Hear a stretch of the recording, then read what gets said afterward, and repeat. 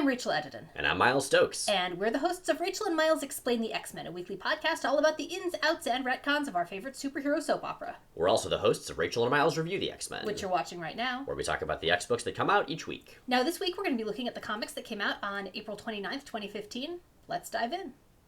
We'll start this week off with Wolverines number 16, written by Charles Soule, with pencils by Ario Anandito, and colors by Sonia Obak. Well, not just pencils and colors, but very specifically enhanced pencils and enhanced colors. And I'm not sure what that actually means in practical terms, but obviously someone thought it was important enough to put it on the credits page and specify. I think it means that the pencils and colors were injected with the super soldier serum, so they're very muscly and very attractive now. That's my guess. Okay. Yeah. Well, anyway, so this issue is, I'm not going to say exactly a return to form, because this book hasn't really had much form. It's just gone in all sorts of directions, almost at random. But it's at least a return to the original premise as established by the series that led up to it, namely the Weapon X program and the Logan Legacy, both of which were Death of Wolverine miniseries. So that premise being that there are these survivors from a Weapon X experimental site who have sort of built-in genetic expiration dates, and they've kidnapped the various Wolverine healing factor claw people to try to figure out a way to get past that expiration. It's also worth noting that of the 3 books we're reviewing today, this is the only one that isn't the ultimate issue of the series. Yeah. The other 2 are the final issues of the series they're part of. This is going to wrap up with issue number 20, so we have a little while, but given that it's weekly, not too long. So Ario Anandito's art in this, it's definitely different than what we've seen in many of the previous issues, in that it's substantially more realistic. It's not as sort of exaggerated or cartoony or sketchy.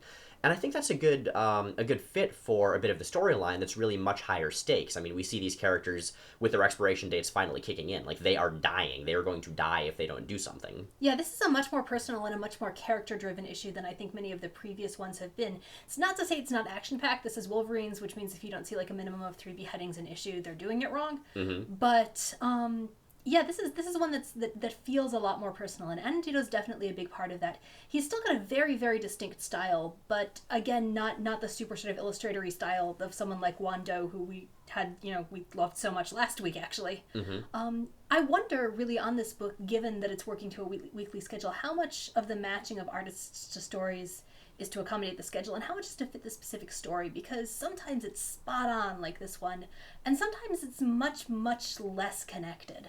Yeah, totally. I will say that one thing both the writer and the artist capture well is the return of one of my personal favorite characters who's only ever been in like 2 panels ever, which is Pirate Falcon Guy. That's true. Pirate Falcon Guy is back. You may recall us talking about him from way, way back toward the beginning of the series, but he is one of our favorite doofy superheroes. And yeah, so get this. Inform. He looks like a pirate and he's got falcons. Yeah. What more do you need? Does he control the Falcons? Is he friends with them? We don't know. We assume so. We don't care. He's great. We love him. He's our friend. He's our friend. He's my friend. This also is one of 2 issues this week to feature Mister Sinister as its villain, which a trend I applaud heartily and would like to see Marvel continue. Mister Sinister for villain of everything. Oh, yeah. One thing I also like about this, it's a somewhat action-y issue, but the more realistic art lets us get more sort of into the details of the character designs. And Daken, as he's gotten more and more beat up and grizzled, and he's looking more Wolverine-y, and I like that he's picking up this sort of grizzled cowboy thing. It's very different than his previous... And Anandito draws his face to look much more like Wolverine's than he usually does. That's something that really stood out for me here. So that's kind of cool. So yeah, it's a perfectly fine issue. I mean, the series continues to be enjoyable, if sort of randomly varied from issue to issue. No complaints. I liked it. Next up, we have X-Men number 26, the final issue of the Burning World arc, end of the series, written by Willow Wilson, drawn by Roland Bashi, and colored by Lee Luffridge. Man, I was nervous about this issue, and actually Willow talked on our podcast about being nervous on this issue, because this is the Rachel Summers POV issue, and when we're talking about Rachel Summers, we're talking about a character who's been, written and characterized just wildly inconsistently over the years, and often very, very badly. And I gotta say, I was so happy to read what I did here. This is a character who has largely been written as mired in her past, even in her best versions. Also her future. Also her future. That is true. She is, by virtue of being a Summers kid, she is badly unstuck in time. And in fact, maybe more so than the others. I don't know. Cable's up there. Yeah, I think they're sort of neck and neck. But she's a character who's been written in ways that have been very much tied to and mired in past trauma. And this is a version of the character who's consistent with that history, but who's also grown up through it. And I was really, really impressed with this voice. This is the Rachel Summers who I really love as a character. This is the one who I want to see more of in comics. Right, we don't see Rachel Summers, well, Rachel Gray these days, with very much depth often. It's usually she has a character trait, she's sort of the headstrong, angry one, or she's the emotional one. And in this, we see some of both. We see a character who's very emotionally passionate, but also very driven and very, and comes very logically and cleanly from a past full of pain that she's largely overcome. And that kind of nuance, that was damned impressive. For a book that's been about a team of women, and specifically the idea behind the book is to be focused on an all-female team of X-Men, there's been precious little focus in this series on exploring the dynamics and friendships between those characters and those women, which I think is one of the most valuable points of having it. Mm-hmm. And that, again, is a place where I feel like this issue, and Wilson's run in general, has really, really shown. This is what I wanted from this series. It's not necessarily the flashiest story. It's not necessarily the most super heroic story that we've seen in this title. And in fact, in a lot of ways, it's a personal story or a set of interlocking personal stories, set against the backdrop of superhero fights. But I feel really good about that, and I feel like that's really consistent with what the X-Men often are at their best. Absolutely. The art I don't think the art is as strong as the writing. Bashi is a perfectly good artist, but I think I was looking for something a little more inventive, novel in the art for a story like this. Bashi is a good draftsman, but he's also a profoundly inconsistent artist. There are panels in here where it seems like he's doing his best Mike Mignola, and there are panels that just go way off from that. His faces, and especially his perspective when he's drawing bodies, kind of pulled me out of the story more than I would have liked. When he's on, but he doesn't actually hit that stride with enough consistency to really work for me. I don't think he's bad. I don't think it shot the series, but I was underwhelmed. Mm-hmm. But yeah, so this book, like we mentioned, it's ending. Of course, we don't know anything about what's going to happen after Secret Wars, but I think there's definitely a place in the X-Men line for a book like this, both for an all-female team and for a book that focuses so much on characterization in the context of action.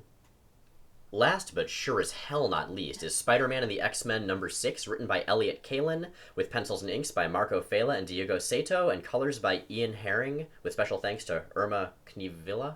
Not sure about that, but thanks, Irma. This issue was so good! I was grinning ear to ear, like freaking start to finish, just more and more as I read it. I mean, it's a purely comedy book, yes, but so much heart, guys. So much heart. Right, I actually finished this issue in a waiting room and may have exclaimed out loud slightly and gotten weird looks, and I regret nothing because it's that good, it earned it. Yeah, so, to recap, this book is about Spider-Man being called in by Wolverine from a note he wrote before he died to find a mole in the class of the Jean Grey School. Well, in the special class. In the special class, yeah, who are, the kids that aren't quite right. They're the kids who haven't been breakout characters from the ongoing series in which they first appeared, basically. That too, yeah. And what it's turned into is a ridiculous hijinks book as he takes them on, like, madcap adventure after madcap adventure. I just said hijinks and madcap, and I regret nothing. They fit for a book like this. No, those are both accurate. That's the thing. This has been such a fun book. This is the last issue, and on one hand, I'm really sorry to see it go because it has been so fun.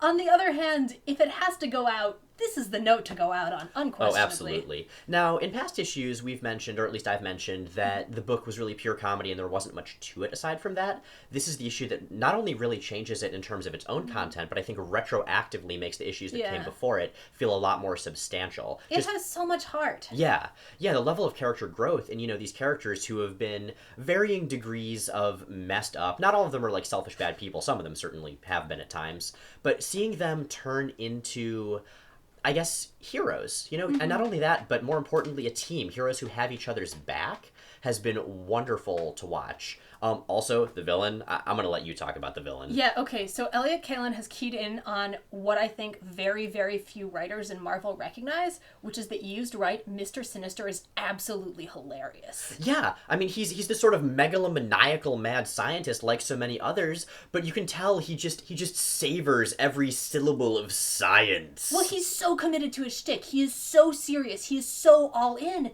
And that makes him funny. That's why Batman is comedy gold. That's why Dr. Doom is fighting Squirrel Girl is always just delightful. Because, I mean, they're these guys who are just dedicated and driven. And so when you put them in a context that doesn't take them seriously, the juxtaposition just becomes brilliantly funny. And this is perfect. This is so lovely. Like, Sinister is currently the very serious villain of Wolverines, and this is the same Sinister played against a very different team. And oh my god, Yeah, it's so fun. It's so good. You should, if this has been a short series. If you haven't read it, just read all of it or get the trade or something, because it's lovely and it's got so much heart and it's so fun, and yeah, and it's clever, and it made me embarrass myself in public. It's always a plus. that's always a sign of a good comic. Yeah. Right there. So that's it. Only 3 books this week.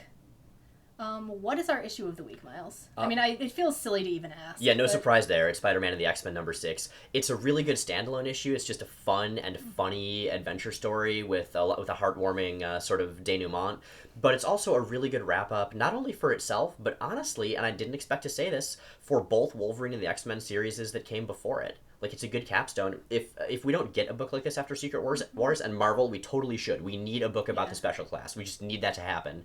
Then I think this is a great way to wrap up that entire 3-series story. So good. Highly recommended.